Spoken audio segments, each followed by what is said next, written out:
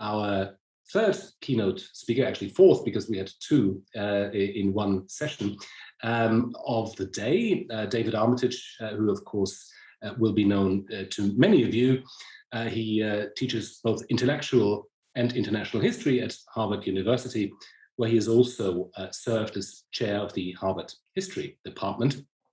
David previously taught at Columbia, but has also held various prestigious visiting appointments across Europe, the US, and indeed Australasia, and is a member of numerous national academies and learned societies. He is the author and or editor of countless award-winning and widely translated books with a remarkable geographical and thematic range, from imperial to oceanic history, from legal to intellectual history.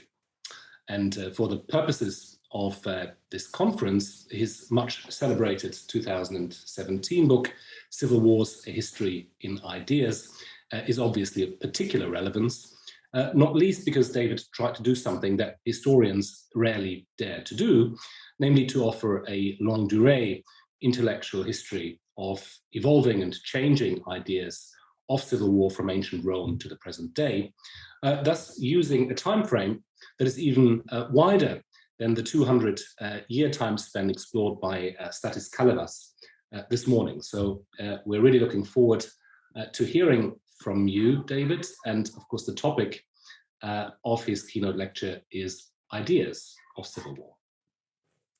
Thank you so much, Robert, for that very, very warm welcome. And thank you also to the panelists this morning. I'm afraid I didn't get up quite early enough to hear the very first panel, but I've been enthralled by the papers I have heard on the remaining two panels today, many of which either consciously or more likely unconsciously have, I think, set my keynote up now extremely well by touching on precisely the issues I want to deal with in the next 25 or 30 minutes, which are exactly the questions of the contestability, the essential contestability of the idea of civil war, the touchiness of its applicability in various different contexts, geographical, political, and chronological, and some of the implications that come from the awkward navigation that we all have to make, and this has come up in many discussions already, between insiders' views of what their conflicts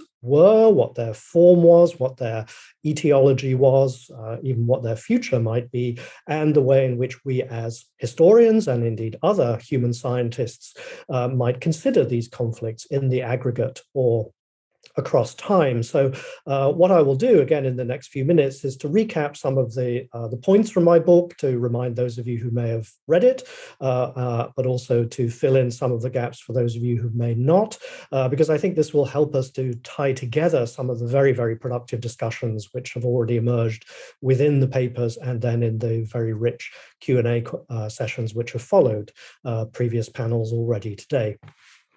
So I think an impression that one would get from this conference, as one would get indeed just looking at the headlines or surveying the contemporary world today, is that civil war seems to be at once everywhere and nowhere. By the late 20th century, as interstate war had almost vanished, civil war, or to use the broadest possible definition for the moment, war internal to a single community, political or otherwise, civil war had become humanity's most destructive and also, we might say, most characteristic form of organized large-scale violence. In 2020, the last year for which we have anything like reliable figures, 2020 was the year, in fact, with the highest number of armed conflicts, that is 56 armed conflicts recorded globally since 1946. But only 3 of those 56 conflicts were solely between rather than within states. All the remaining 53 conflicts were either civil wars internal to a single state or polity, or in the vast majority of cases, truly the vast majority of cases, what political scientists who study such conflicts call internationalized civil wars, thereby taking on some of the characteristics of the earlier civil wars, which we've been talking about today, going back even to the 16th century. It's very difficult to speak of any civil war as being entirely civil in the sense of being solely confined to one single self-defining and stable community. We've all discovered in our historical studies of particular case studies and then serially how difficult it is to find any examples of conflicts which fulfill those criteria. In some sense, almost all civil wars are internationalized, or at the very least pluralized in those terms. However, despite that overwhelming prominence of, quote, civil wars of whatever flavor or species, there's still, I think, remarkably, a striking absence of sustained theoretical reflection on the topic of civil war, and a more general failure to confront civil war as both an enduring and ever-changing historical phenomenon. Even though concerns about civil war and its cognates can be found across the Western canon of political and social thought, from Aristotle and even before to Giorgio Agamben, for example, in our own time, the subject still lacks a major work of theoretical synthesis for commentary to circle around in the manner of, say, Clausewitz's Vom Kriege or Hannah Arendt's On Revolution. Indeed, in the vast body of his writings, Clausewitz hardly discussed civil war. Meanwhile, Arendt dismissed civil war, along with war itself, of course, as atavistic and anti-modern. And in the words of Agamben himself, I tend usually to disagree profoundly with almost everything Agamben writes, but in this case, I do agree with him. Agamben has written, "There exists today both a polemology, that is a theory of war, and an ironology, a theory of peace. But there is no stasiology, as he terms it, no theory of civil war." I tried in a modest way to begin filling at least part of that gap in my book, Civil Wars, A History in Ideas, though without any grand theoretical ambitions for it. And I offered there what I called an unblinking encounter with this terrifying topic, to account, at least in part, historically, for its ubiquity, and to some extent, at least, to clarify its obliquity. In my brief remarks today, I want to recap some of the main points of the book, not least to help us to see commonalities as well as divergences among the rich array of case studies in the papers presented today and tomorrow at this conference. Until very recently, comparative and longue durée treatment of civil war or civil wars was rare to non-existent. The treatment of such conflicts, reinforced by what's been called the methodological nationalism of the social sciences as a whole, that is, by viewing them almost exclusively within specific national or occasionally imperial contexts, whether punctually in the case of individual civil wars or serially when they recurred, we've tended, by and large, to bump up against the boundaries of that methodological nationalism, even as the majority of case studies even presented today have shown how slippery any idea of the nation or the nation state as a container for civil wars becomes when we examine conflicts in any detail or try to reconstruct the experiences of those who suffered through them. What such approaches, that is, these methodologically nationalist approaches, non-comparative approaches, lacked was any optic for viewing the connections among civil wars across time and over space. As I'll note again in a moment, calling a war civil, either as a participant, or an observer, or as an external analyst, maybe with the distance of time, to call a war civil is to make fundamental assumptions about boundaries and therefore about inclusion and exclusion. That is, regarding who is part of a polity or community, even or perhaps especially in the context of enmity. With this in mind, we might even say there's an elective affinity between the study of civil war and the reversion to nationalist or similar frames of analysis. But one way to evade the grip of methodological nationalism, I would argue, is precisely to broaden our view in space, and perhaps especially over time, to examine such conflict comparatively and in the aggregate. That is precisely what this groundbreaking conference aims to achieve and is already richly achieving, as we've heard in papers today. And I hope to make a very modest contribution to that overall achievement with this talk. As those of you who've already read my book will know, I tried to contribute to the impressive and accumulating literature on civil wars by treating specifically ideas of civil war. I called what I wrote there a history in ideas of civil war, rather than a history of ideas of civil war, for two main reasons. The first was parochial, that is, my own parish of intellectual history. I didn't want my longue durée intellectual history to be confounded with the traditional history of ideas associated with the philosopher-historian Arthur Lovejoy in the interwar period or his imitators, a procedure, the history of ideas, that's been, I think, mostly correctly criticized for divorcing ideas from their contexts, for assuming some kind of eternal durability for them, and for rendering them disembodied, existing far above merely human concerns in some kind of Platonic empyrean. Instead, and here's my second motivation, I wanted to relate this history or congerie of histories of civil war through the use of the term and its cognates in argument as a mobile, dynamic object of contestation, thrashed out in controversy with no stable meaning and certainly no sempiternal identity. My central point, which I'll reiterate here, is that civil war is, and I think always has been, a contested concept and a focus of contestation in itself.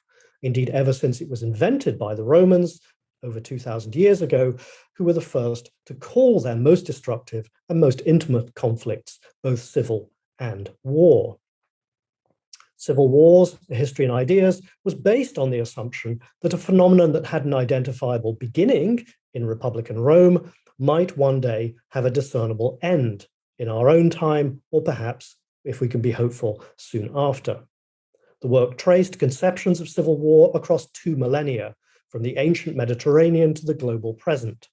My aim in that reconstruction was precisely deconstruction, to show that civil war was a human creation, not some kind of natural burden for humanity always to endure, something embedded in our DNA, as some particularly evolutionarily mindedly or pseudo-evolutionary minded social scientists have suggested in recent years. In particular, I wanted to show the contingency of enduring and contested concepts in order to expose them precisely as artificial and instrumental. There had once been a world without civil war, I would argue, that is, in the centuries before the Roman invention of what they called bellum civile, civil war, in the 1st century BCE. And there would also be later worlds without civil war in this sense, conceptually at least, for example, in East Asia before the 19th century. The globalization of originally Western or Mediterranean political concepts like civil war, and then their hybridization with ideas of internal conflict from other traditions, like Islamic traditions or Sinaitic traditions, for instance, could give the impression that civil war is universal as well as eternal, at least when viewed from our present. However, what I wanted to show by my historical treatment was that the entanglement of interpretive traditions is itself quite recent and, again, contingent. It should therefore be possible to think beyond and outside of that entanglement. Reconstructing the elaboration and the cross-fertilization of ideas of civil war was one means, at least, that I used to do that. More than most other forms of conflict, civil wars spring from deep and deadly divisions, and of course, deepen those divisions and make them even more lethal in turn. But they also, and this was one of the crucial points of my book, I think, they also expose identities and commonalities. Indeed, to call a war civil is precisely to acknowledge the familiarity of the enemies as members of the same community, however that community may be defined or bounded. That is, to see one's enemies not as outsiders or as foreigners, but rather as insiders, as fellow citizens.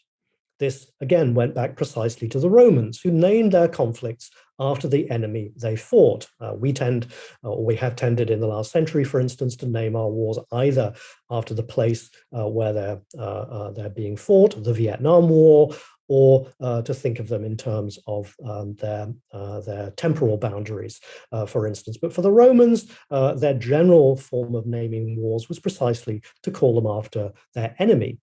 So when they called their internal conflicts bella civilia, that is the plural of bellum civile, these were wars against cives. Cives, that is the Roman term for politically and legally defined fellow citizens. And from that word, cives and the adjective civile that comes from it, of course, we get other rather more reassuring terms like civil and civility and even civilization itself, and also, of course, civilian. They called their civil struggles war when they had all the outward signs of formal warfare as the Romans recognized them: drums and trumpets, flags and generals, for instance. This was war as the Romans saw it, bellum, and it was civil, civile, again, bellum civile. But because the Romans believed a war could only be just if it was fought against an external enemy, these internal enemies were uniquely unsettling for the Romans. The resulting idea of civil war was deliberately paradoxical, even oxymoronic. A war which could not be a war according to the standard Roman definitions of what a war was, that is, fought against an external enemy, fought against enemies who were technically not enemies at all, fellow citizens who were part of the Roman community itself. Civil war has something atrocious about it.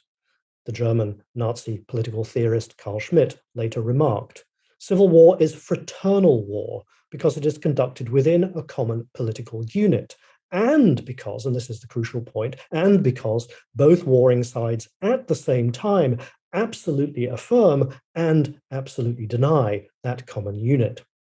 That, I think, is one basic source of our horror about civil wars.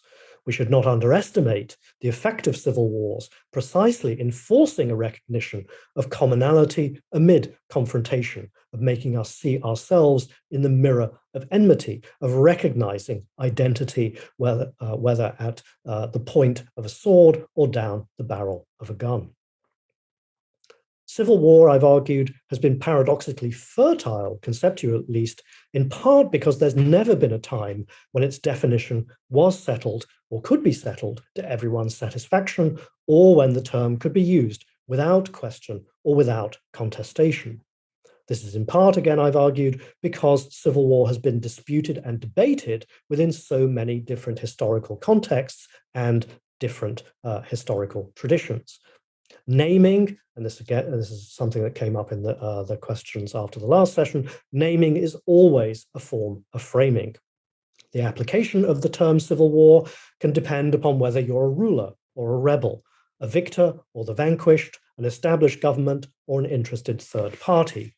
The battle over names can continue long after the conflict has ceased. For example, to use the term civil war to describe the struggle between the Italian resistance and the fascist government during World War II remains controversial to this day because of the ethical equivalence it seems to imply between the two sides. Yet how do we tell civil wars apart from other kinds of conflict when so many internal conflicts spill over their country's borders or draw in competent and outside parties, external parties from outside, as happened, for example, in Liberia and Rwanda in the 1990s, as well as in Iraq, Afghanistan, and Syria more recently? What, in short, is civil war, or even a civil war?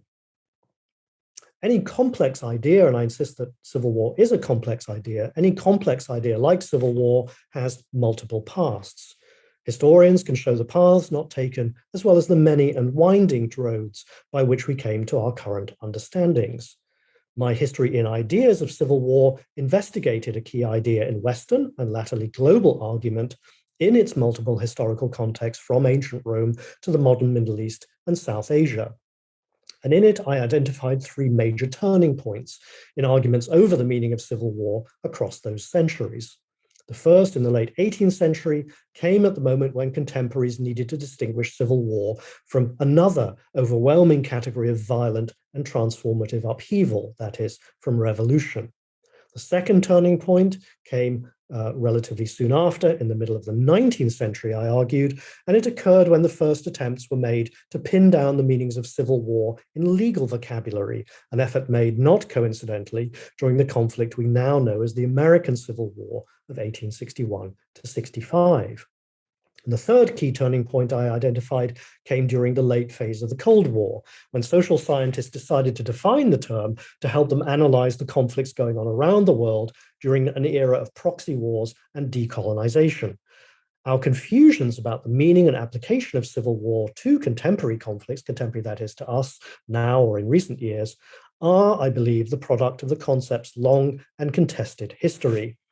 And only with the help of history, I argue, can we understand just why its meaning remains so controversial today among historians and other social scientists, but of course, within a broader public as well.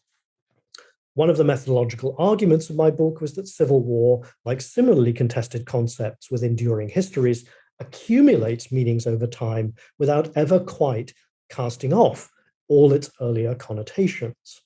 In this sense, I think civil war is rather like ancient Rome in Sigmund Freud's famous metaphor in his Civilization and its Discontents, in which, of course, speaking about the way in which he thinks of the mind, he says, all the earlier phases of development continue to exist alongside the latest one.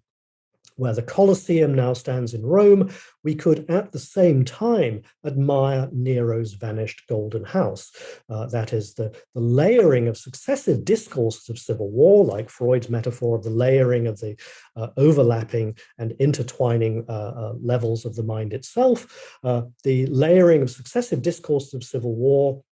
For example, those from the social sciences of the 1960s, being laid over a legal language going back and through the Geneva Conventions to the Lieber Code in the 1860s, and back to natural lawyers in the 18th century, for instance, which was all of that being in turn superimposed upon Roman conceptions of bellum civile.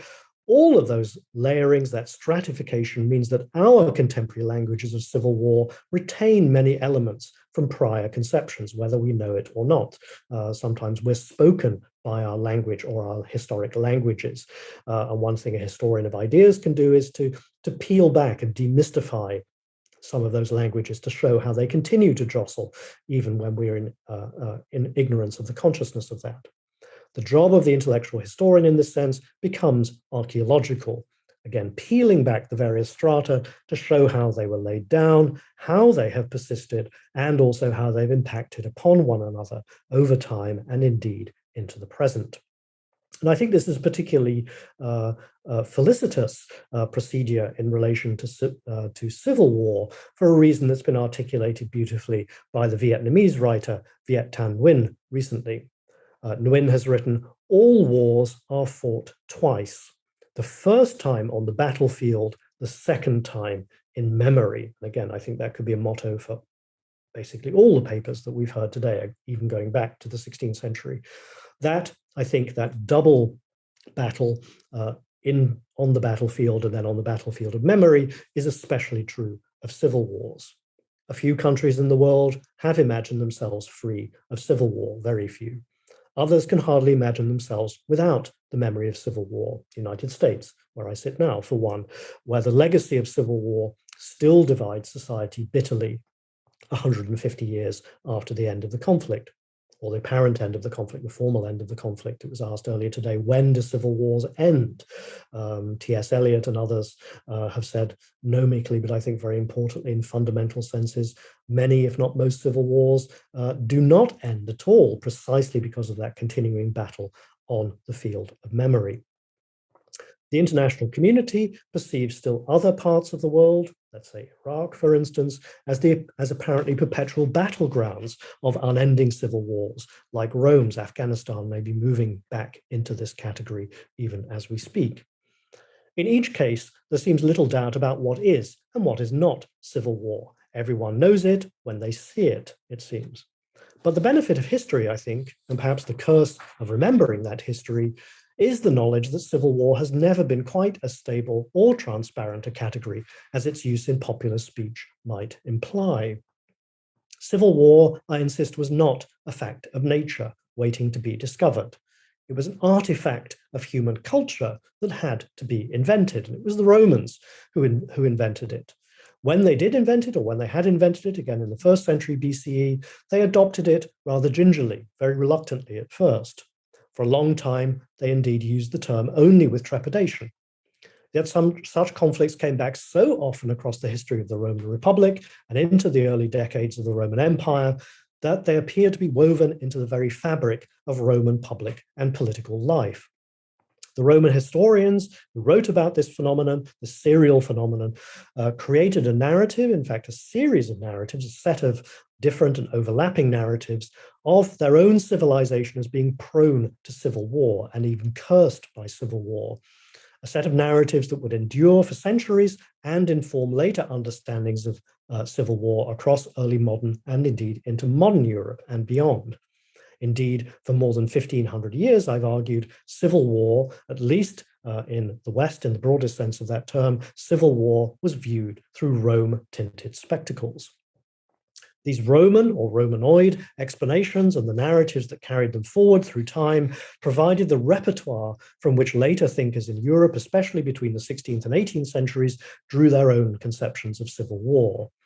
They only began to escape the Roman heritage when they also began to distinguish two conceptual clusters, as I mentioned already, those clusters being civil war on the one hand and revolution on the other, and this took place in the late 18th century.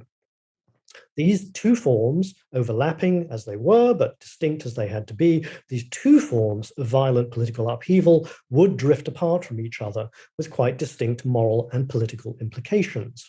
Civil wars came to appear backward-looking, destructive, and regressive. Revolutions, by contrast, were thought of as future-oriented, fertile, and progressive.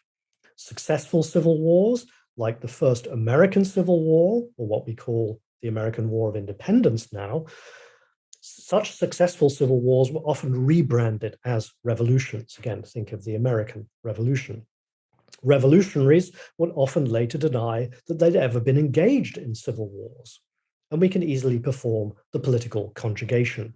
I am a revolutionary, you are a rebel, those people over there, well, they're engaged in a civil war. The 19th century marked another great moment of conceptual transformation for civil war as the attempt to civilize civil war, to bring it under the domain of law, gathered speed. As historians like John Fabian Witt and more recently Samuel Moyne have shown, this paradoxical process of attempting to render the inhumanity of war humane began in the 1860s with some antecedents, with the first modern codifications of the laws of war by Francis Lieber, a Prussian-born lawyer who emigrated to the US and produced the so-called Lieber Code, again in the context of the US Civil War. And that attempt to humanize, to render humane war, including civil war, culminated in the revision to the Geneva Conventions after the Second World War, with consequences that cascade right down to the present. Civilizing civil war in particular remains a task for the international legal community right down to our own time.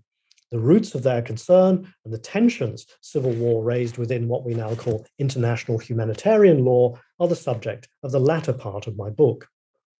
The 1960s provided another pivotal moment when post-war social scientists started to take an interest in big data about large-scale conflict.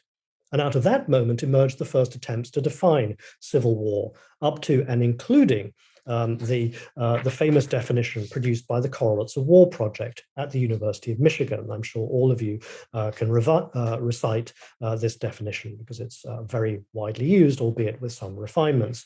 Civil war, as defined by the Correlates of War Project, is, quotes, a sustained military conflict, primarily internal, resulting in at least 1,000 battlefield deaths per year, pitting central government forces against an insurgent force capable of inflicting upon the government forces at least 5% of the fatalities the insurgents sustain. I can see you all mentally running that through your various particular conflicts, the conflicts you study in history and across time. Now, The big problem, and there are many problems with that seemingly precise definition, the big problem with that definition, of course, especially for historians, is it would have failed to capture numerous conflicts as civil wars that contemporaries had described in precisely those terms. It wouldn't encompass the American War of Independence, the Swiss Sonderbund War of 1847, the Irish Civil War, the Algerian War of Independence, the Northern Irish Troubles, and many, many other conflicts which contemporaries thought of as civil and as wars. Yet, despite its shortcomings and despite later refinements, that definition remains the basic working definition of civil war used to this day among political scientists, whether they're compiling data sets, like the Correlates of War project or the Oslo project on aggregate analysis of civil war, or when they go into public to talk about particular conflicts, for example, in Iraq or Syria or Afghanistan as civil wars. That contentious definition has been used to give some clarity to civil war as a global phenomenon in the aggregate, that is. But I think it cannot account for global civil war, a briefly prestigious and fertile idea of civil war that arose in the early 2000s, but has largely disappeared from discourse in more recent years. Across the course of the 20th century, the boundaries of the community within which civil wars took place expanded beyond those of states, nations, and empires to encompass the whole world in a conception of global civil war. This was found, or rather it coalesced or congealed, especially in the early 1960s, simultaneously in the writings of an unlikely trio, Carl Schmitt, John F. Kennedy, and Hannah Arendt. That expansion of the conception of civil war and the community within which civil conflict could be conducted had deep roots in various strains of cosmopolitan thought, which had long suggested that all wars among humans were civil wars because fought among fellow citizens of the human community or the human oikumene. In our interconnected world, no war can be entirely civil any longer. The idea of global civil war may in fact have disappeared, but the global significance of civil war patently remains. As the great Syrian political analyst Yassin al-Haj Saleh has powerfully written of his own home country, Syria, Syria was a crisis of the world. No one is too distant to be a neighbor. No one is too alien not to belong to us. No one is too monstrous to be involved in politics. That complicity, as he describes it, demands nothing less than that we rethink what he calls our own responsibility for the world and the world's responsibility for us in Syria. And again, we could use very similar words to talk about Iraq or Afghanistan or Yemen, for instance. Since I mentioned Syria, let's go back to Syria just for a moment, to the beginnings of the Syrian conflict in 2011-2012. At that point, ordinary Syrians knew very well, throughout 2011 and the first half of 2012, that what they were experiencing in contention with the regime of Bashar al-Assad was indeed civil war. Outside Syria, however, interested parties across the globe debated whether or not Syria had descended into civil war. For example, in December 2011, the White House spokesperson demurred when asked if he agreed with a UN official that Syria was experiencing civil war.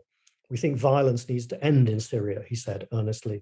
And that includes among the opposition elements. But there's no way to equate the two, which in my view is implied in using the term civil war. Indeed, it took the International Committee of the Red Cross until July 2012, more than a year into the conflict, and after as many as 17,000 people may already have perished in Syria, to confirm that what was taking place in Syria was, in fact, an armed conflict not of an international character.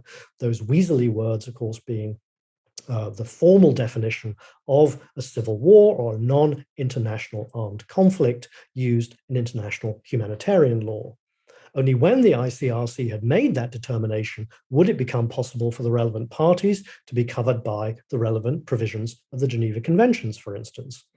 The reluctance to call that conflict a civil war or a non-international armed conflict has become typical of international organizations in our own century, because so much politically, militarily, legally, and ethically now hangs on the use or the withholding of the term.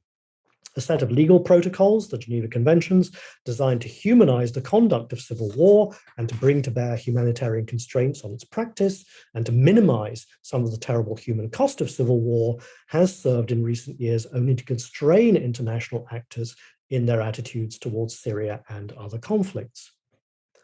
We can compare this Syrian instance with a legal judgment handed down more recently in 2018 by the Swiss Federal Criminal Court. This related to the so-called dirty war in Algeria of the 1990s and early 2000s. The question before the court at that point was whether or not Algeria had been in a state of war, and more specifically, if there had been a non-international armed conflict in progress in Algeria at that point. Now, why did that matter? Why did it matter to the court? For two reasons. First, non-international armed conflict, or NIAC, as international humanitarian lawyers say, is the technical legal term for, again, what in everyday speech we call a civil war, coming from the Geneva Conventions. If it could be shown that there was indeed such a non-international armed conflict in Algeria at the time covered by this particular case, then any acts committed during that time would fall under the provisions of the Geneva Conventions rather than of, say, Algerian domestic law alone. The second reason was the urgent one before the court, having worked through that first one. One of the most powerful men during the civil war in Algeria was Khaled Nazar, a general who in 1990 was Minister of Defense, and from 1992 to 94, a leading member of the military junta that came to power after deposing Algeria's president. Nazar was accused of complicity in as many as 200,000 murders and extrajudicial killings, and in the torture of tens of thousands more Algerians. Some of his victims attempted to use the Swiss court to prosecute Nazar, but in 2017, the Swiss Attorney General had rejected their case on the grounds that, quotes, the alleged actions of the former Minister of Defense in Algeria could not be considered as war crimes on the grounds that there was no armed conflict in Algeria when the events occurred. On appeal, the Swiss Federal Criminal Court ruled against that judgment that there had in fact been a non-international armed conflict in Algeria during the relevant time. Nazar could no longer claim immunity. Instead, he could be prosecuted for war crimes under the Geneva Conventions. According to the Swiss court, Nazar was not engaged in domestic police actions, but rather in acts of war during a non-international armed conflict within Algeria. His actions might therefore be prosecuted as crimes against humanity. Justice might be long in coming, but it could only come at all once that empirical and legal determination about civil war or non-international armed conflict in Algeria had been made. Nazar still, to this day, remains free after being smuggled recently out of Spain back to Algeria to avoid extradition.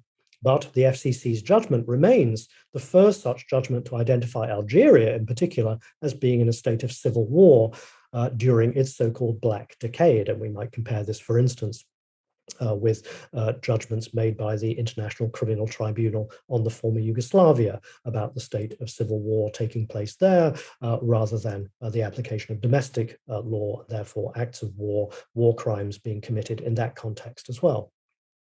As such examples from Syria, from Algeria, and also from the former Yugoslavia can reveal, it's highly difficult to decide just which features define civil war, and equally hard to determine how they might be assigned to particular conflicts, whether in the near present, when we have, of course, an abundance of evidence and living witnesses, but even more difficult, again, as many papers today have already shown, to conflicts in a more distant past.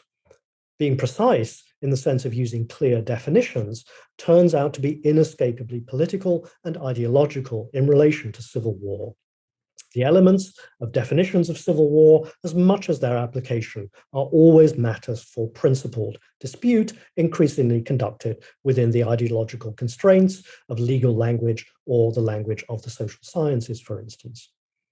And that non-elasticity of definition seems to be especially true of civil war, an essentially contested concept about the essential elements of contestation itself. Now, where a philosopher, a lawyer, even a political scientist might find only confusion in such wrangling over the term civil war, a historian finds opportunity, an opportunity to reconstruct through history in ideas, in my case, the way in which the term civil war and its cognates have been used in argument over time, and to show the politics of those applications in the past and in the present. The application of the term civil war becomes even more fraught when we realize that it's a term that has both technical meanings, legal and social scientific, as well as vernacular ones, that is, in general speech. Think, for example, of the proliferation of the language of civil war in politics around the world in the past decade. To take just a handful of examples, among a great many, in 2017, the New Yorker in the United States worried that under Donald Trump, the country might be headed to a new kind of civil war, and other commentators talked about a cold civil war taking place under the Trump administration. A few months later, French President Emmanuel Macron warned in April 2018 that a form of European civil war was reappearing with the rise of illiberalism across the continent.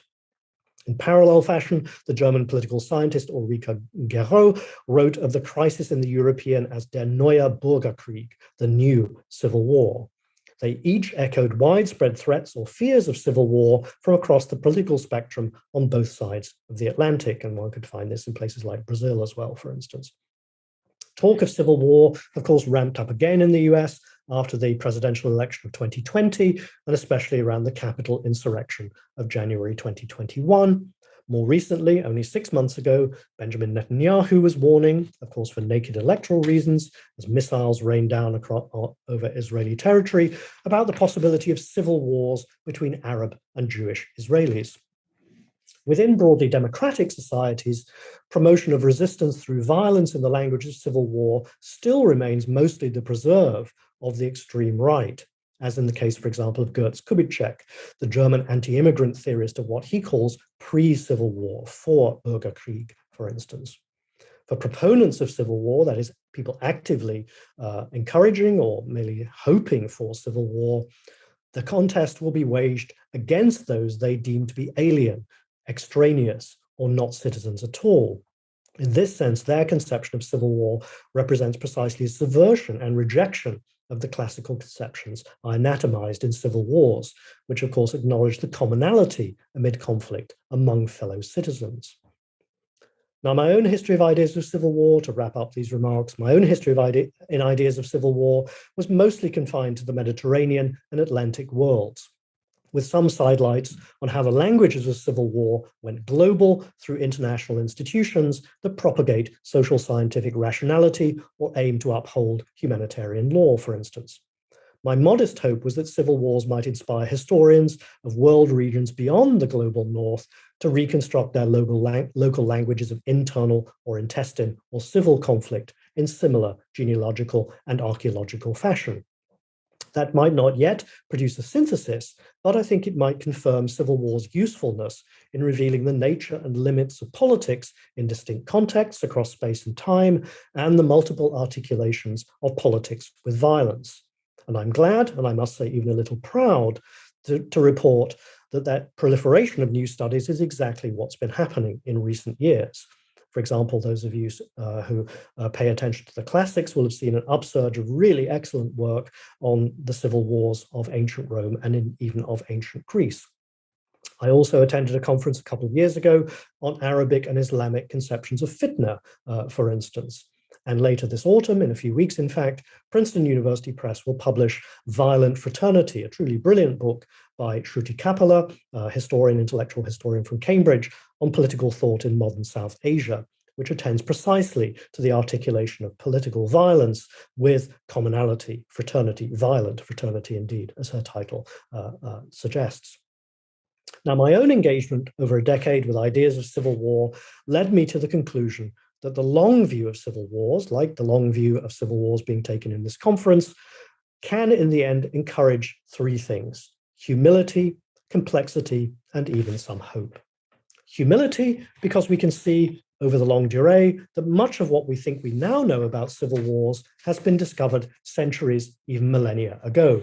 For instance, when contemporary social scientists tell us that civil wars last longer, recur more often, and leave deeper wounds than other kinds of conflict, they're recapitulating something the Romans had discovered during their civil wars. Then complexity. Complexity because our struggles over the meaning and the significance of civil war arise from multiple histories that jostle and collide in the present. Controversies over the meaning of civil war arise from civil war's multiple histories, which need to be carefully excavated within different traditions to be properly understood. And those meanings have to be located, again, precisely with reference to local circumstances, as well as within longue durée perspectives. But finally, what grounds might there possibly be for hope, even for a somewhat tempered hope? The long view, I think, shows that civil war may not be a congenital curse for humanity, but that it might be an affliction instead that we can gradually cure. To be sure, again, to repeat what I began with, almost all the conflicts in progress around the world at the moment began within the boundaries of a single polity or state, and many have become internationalized, even as we still call them civil wars. Nonetheless, to take some hopeful signs, the entire Western Hemisphere of the Americas is largely free of civil war for almost the first time in 2 centuries.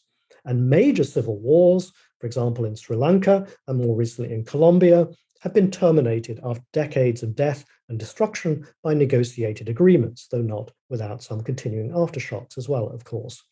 Perhaps we might say, just perhaps, humanity is at last within sight of uninventing what the Romans had first invented just over 2,000 years ago.